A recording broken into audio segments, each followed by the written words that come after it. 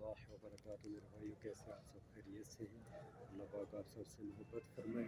آج میں جس جگہ آیا ہوں یہ مسجد ہے، مسجد سیدنا ابوبکر صدیق رضی اللہ تعالیٰ عنہ کے نام سے۔ اور یہ دیکھیں یہ ساری مسجد ماشاءاللہ بہت خوبصورت مسجد ہے۔ یہاں حضرت ابوبکر صدیق رضی اللہ تعالیٰ عنہ کا گھر تھا۔ آپ کو باہر سے بھی دکھاتے ہیں۔ ماشاءاللہ یہ دیکھیں بہت خوبصورت منظر ہے۔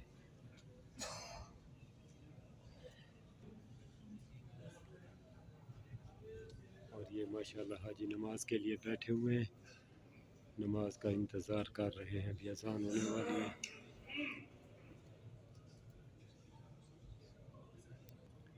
یہ جگہ جو ہے یہ مکہ ٹاور کے نام سے مشہور ہے۔ یہ دیکھیں کتنی خوبصورت کھجوریں لگی ہوئی ہیں۔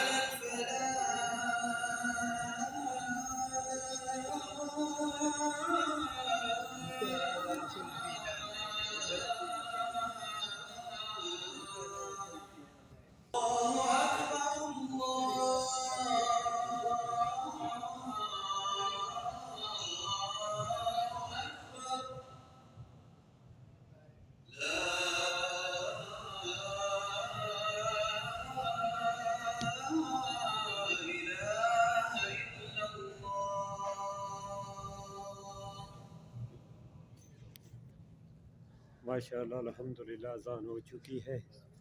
بہت پیاری مسجد ہے۔ اللہ پاک ہر مسلمان کو اس جگہ پہ نماز پڑھنے کی توفیق عطا فرمائے۔ اس جگہ پہ حضرت ابوبکر صدیق رضی اللہ تعالیٰ عنہ کا گھر تھا۔ ماشاءاللہ اللہ پاک نے مجھے بھی موقع دیا اور بار بار الحمدللہ موقع دیتا رہتا ہے پروردگار۔ یہ سامنے دیکھیں حرم۔